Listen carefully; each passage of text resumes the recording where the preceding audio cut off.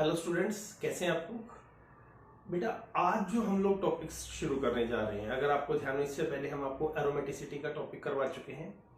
Azulene compound, fused, आइसोसाइक्लिक, हक्कल rule, ये सबसे आप फेमिलियर हो चुके हैं।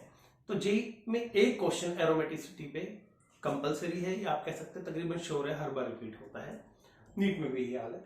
और अब नेक्स्ट जो टॉपिक हमारे पास है जिसपे क्वेश्चन हर बार रिपीट हो रहा है, दैट इज आइसोमेरिज्म।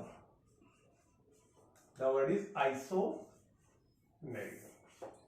ये वो टॉपिक है बेटा जिसकी डिमांड आई थी आप लोगों की तरफ से कि सर आइसोमेरिज्म कैसे कैलकुलेट करते हैं, क्या करते हैं, किस किस तरीके के होते हैं। तो आज हम लोग कोशिश करेंगे, हालांकि इलेबोरेटरी टॉपिक है, काफी बड़ा टॉपिक है, एक लेक्चर में कंपाइल नहीं होगा, तो हम इसको कुछ टुकड़ों में बनाएंगे। तो पहला आइसोमेरिज्म का टॉपिक आज हम लोग शुरू करने जा रहे हैं। देखिए बेटा, आइसोमेरिज्म में चलिए हम एक क्वेश्चन से शुरुआत करते हैं। C4H9Br, ठीक है, C4H9Br। How many structural isomers are possible, या how many isomers are possible? A, B, C, D, 2, 4, 6 और 8। कोशिश कीजिए।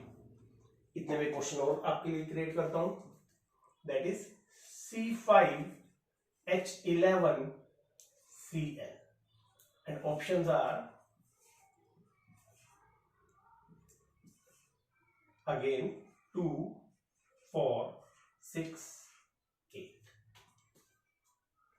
एक और क्वेश्चन डाल देता हूं बेटा, C2H5O। Options are 2, 3, 4, 6। ठीक है जी, ट्राई कीजिए आप एक बार ये क्वेश्चंस। और अगर आप इन क्वेश्चंस को नहीं समझ पा रहे हैं तो आज के लेक्चर में हमारा फोकस यही रहेगा कि अगर इस तरीके की कंपाउंड एग्जाम में आ जाए तो उनके कितने स्ट्रक्चर आइसोमर्स पॉसिबल हो सकते हैं। क्लियर है, समझ पा रहे हैं? तो लेक्चर को ध्यान से देखिए।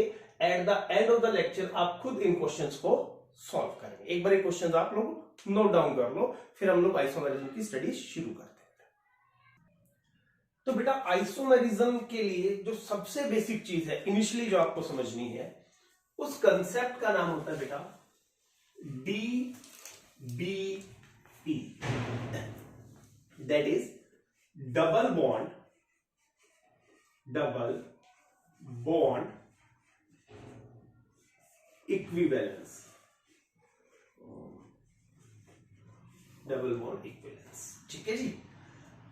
अब इसे एक नाम से और भी जानते हैं, अलग अलग बुक्स में अलग अलग टर्म्स यूज होती है, दैट इज DU, और we can call it degree of unsaturation. Degree of unsaturation, ठीक है। तो DBE भी बोल सकते हैं और डिग्री ऑफ अनसैचुरेशन भी बोल सकते हैं। सबसे जरूरी चीज क्या है बेटा कि इस चीज को या इस कंसेप्ट को पढ़ने का फायदा क्या है, क्यों हम लोग DBE को आइसोमेरिज्म से पहले उठा रहे हैं।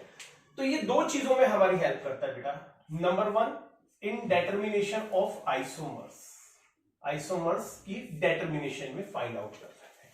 और number 2, structure elucidation in organic chemistry. Structure elucidation in organic chemistry. और ये दोनों ही चीज ऐसी हैं जो बहुत जरूरी है। कन्वर्जन्स आते हैं हमारे पास, उसमें हमें स्ट्रक्चर इलुसिडेशन करना पड़ता है, और कई बार हमारा डायरेक्ट आइसोमर का क्वेश्चन आ जाता है, और कई बार एक ही क्वेश्चन में आइसोमर और स्ट्रक्चर इलुसिडेशन दोनों की जरूरत पड़ती है। तो अगर इन चीजों में आपको एक्सपर्टाइज होना है तो आपको पहले DBE को बहुत अच्छे से समझना पड़ेगा। क्लियर है? चलिए, तो अब समझिए DBE की कुछ न्यूमेरिक वैल्यूज होती है बेटा। फॉर एग्जांपल मान लीजिए DBE की जो वैल्यू है, if it comes out to be 0, अगर ये वैल्यू क्या आ जाए 0, इसका मतलब क्या है, हमारा जो कंपाउंड होगा वो एक, आप ये कह सकते हैं that will be A saturated compound.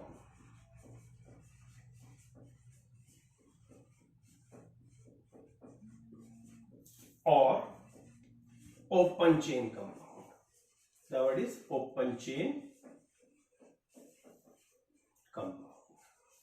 ठीक है जी, और ये कब होगा बेटा? जब dBE का वैल्यू आपका क्या आ जाए? 0 आ जाए। अगर dBE का वैल्यू किसी केस में 1 आता है, ठीक है जी, if the value of dBE comes out to be 1, अब उस केस में क्या क्या पॉसिबिलिटीज हो सकती है समझिए। अगर dBE का वैल्यू 1 आता है बेटा, इसका मतलब स्ट्रक्चर में एक डबल बॉन्ड होगा या फिर और there will be a one ring.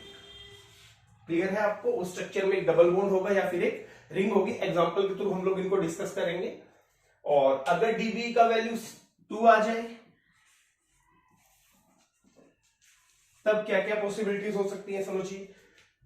In that case हमारे पास पॉसिबिलिटीज है बेटा, 2 डबल बॉन्ड आ जाए,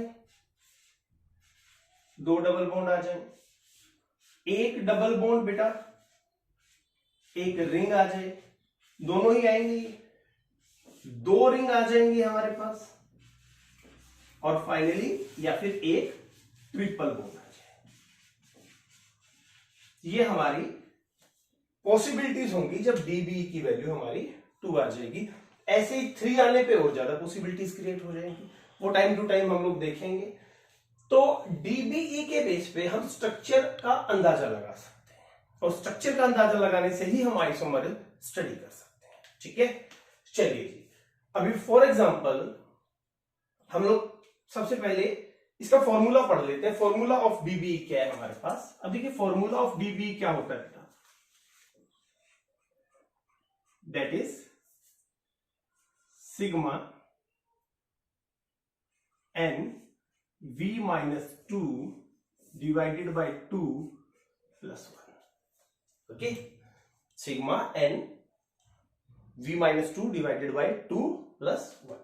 अब इसमें n क्या है बेटा? Number of atom, number of atom of given element. जो भी एलिमेंट हम ले रहे हैं उसके नंबर ऑफ एटम्स कितने हैं। V होता है बेटा जी उस एटम की या एलिमेंट की वैलेंसी। ठीक है, तो इन दोनों वैल्यूज के हम क्या निकाल देंगे? dBE, और फिर dBE की मदद से हम स्ट्रक्चर इलुसिडेशन में हमारे हेल्पफुल रहेगा, या हम लोग स्ट्रक्चर इलुसिडेशन कर सकते हैं, आइसोमर का पता लगा सकते हैं। ठीक है, समझ पा रहे हैं? चलिए एक एग्जांपल से देखते हैं बेटा। अगर हम लोग, मोस्ट कॉमन एग्जांपल आता है हमारे पास बेंजीन का एग्जांपल। ठीक है, C6H6, क्यों ये एग्जांपल ले रहा हूं बेटा? इसका स्ट्रक्चर आप सबको पता है।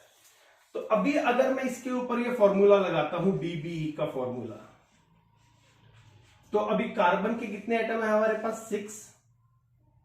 कार्बन की वैलेंसी कितनी बेटा? 4 -2, प्लस हाइड्रोजन के कितने एटम है बेटा जी? 6, वैलेंसी 1 -2 डिवाइडेड बाय 2 प्लस 1। ठीक है, दोबारा देख लीजिए, कार्बन के एटम 6, कार्बन की वैलेंसी 2 -2, प्लस हाइड्रोजन के एटम 6, हाइड्रोजन की वैलेंसी 1 और -2 डिवाइडेड बाय 2 और प्लस 1। अगर अब इसको सॉल्व करें बेटा तो क्या आ जाएगा हमारे पास? That comes out to be 12, और ये कितना आ जाएगा हमारे पास? -6 divided by 2 plus 1, that is 6 by 2 plus 1 means 3 plus 1 comes out to be 4। यानी बेंजीन के केस में जो dBE की वैल्यू है बेटा जी वो 4 आ रही है। अब 4 वैल्यू का क्या मतलब है समझिए, जैसे 2 वैल्यू का मतलब है 2 डबल बॉन्ड हो सकते हैं, या एक डबल बॉन्ड एक रिंग हो सकती है। तो 4 के केस में क्या हो सकता है हमारे पास? पॉसिबिलिटी बनती है कि 3 डबल बॉन्ड आ जाए, बहुत सारी पॉसिबिलिटीज हैं, और साथ में एक क्या आ जाए? रिंग आ जाए। देखिए 3 और 1 4, that is degree of unsaturation या डबल बॉन्ड इक्विवेलेंस। और आपको पता है बेंजीन का स्ट्रक्चर क्या होता है बेटा?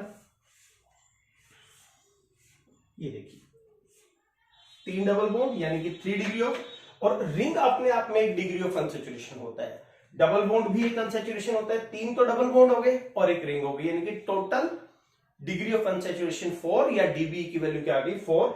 तो इसकी मदद से हमें बेंजीन के स्ट्रक्चर का अंदाजा लग सकता है। ये फॉर्मूला नोट कीजिए, फिर कुछ और एग्जांपल से मैं आपको ये बातें समझाता हूं। चलिए कुछ और एग्जांपल देख लेते हैं बेटा।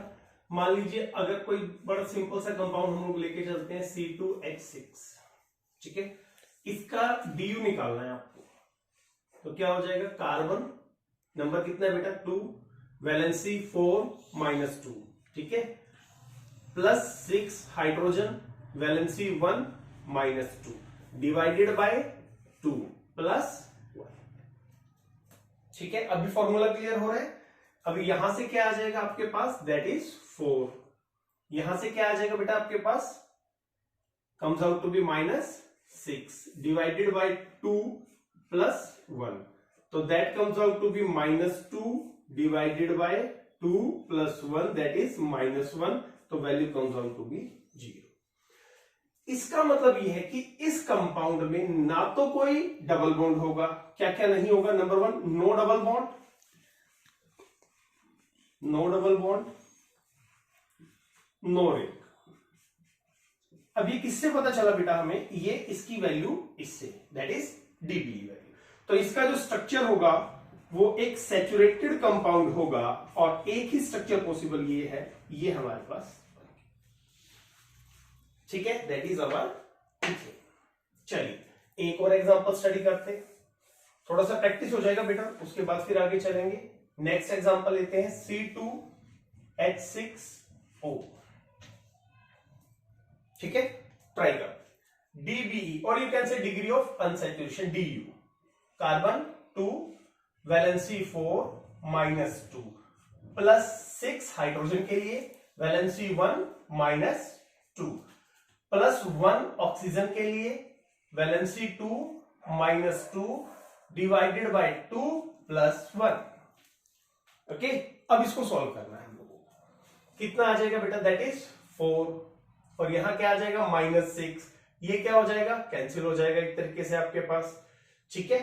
तो डिवाइडेड बाय, और ये आप इसके लिए लिख सकते हैं 0 और +1, क्या हो गया, -2 divided by 2 +1, value again comes out to be 0। यानी ये जो कंपाउंड होगा बेटा, इसमें भी ना तो कोई डबल बॉन्ड आएगा ना कोई रिंग आएगी, ठीक है। तो अब इसकी दो पॉसिबिलिटीज हमारे पास बन जाती हैं, एक तो बन जाता है CH3CH2OH, क्योंकि डबल बॉन्ड तो आना नहीं है। दूसरी पॉसिबिलिटी बनती है बेटा जी CH3OCH3, ईथर एंड अल्कोहल। आप आगे पढ़ेंगे, both of these are functional isomer to each other, वो हम अच्छे से एक्सप्लेन करेंगे जब हम फंक्शनल आइसोमर को पढ़ेंगे, ठीक है। एक और एग्जांपल ले लेते हैं, फिर उसके बाद आगे चलते हैं। इफ वैल्यू इज C2H4O, ठीक है, तो DU का वैल्यू क्या रहेगा हमारे लिए, 2 4 - 2 +4 1 - 2 +1 2 - 2 डिवाइडेड बाय 2 +1, तो दैट इज 4, क्या आ जाएगा हमारे पास, -4, और ये कैंसिल हो गया, इसके लिए आ जाएगा 0 डिवाइडेड बाय 2 +1, तो ये सारी वैल्यू कैंसिल हो गई, तो हमारे पास DB आ गया इस केस में, या DU आ गया बेटा जी 1। आराम से देखो, कोई जल्दबाजी मत करो, एक एक कंसेप्ट को क्लियर करते चलोगे, उसके बाद ही आइसोमेरिज्म का असली मजा आप लोग ले पाएंगे।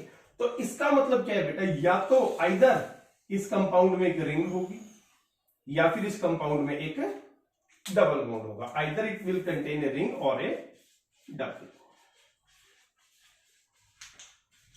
अब सीधी सी बात है बेटा जी, 2 कार्बन का कंपाउंड है, आप समझ सकते हैं कि इसमें रिंग की पॉसिबिलिटी तो बनती नहीं है, तो इन दैट केस क्या स्ट्रक्चर हो सकता है हमारे पास, it can be CH3CHO, check कीजिए एक बार।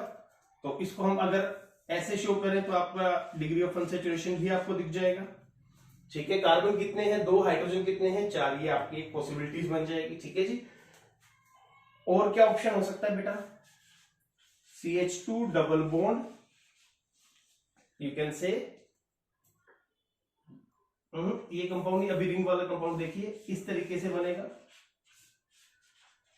ये भी उसी कैटेगरी का कंपाउंड है, एक डबल बॉन्ड का बना दिया और एक हम लोगों ने रिंग का बना दिया, ठीक है जी।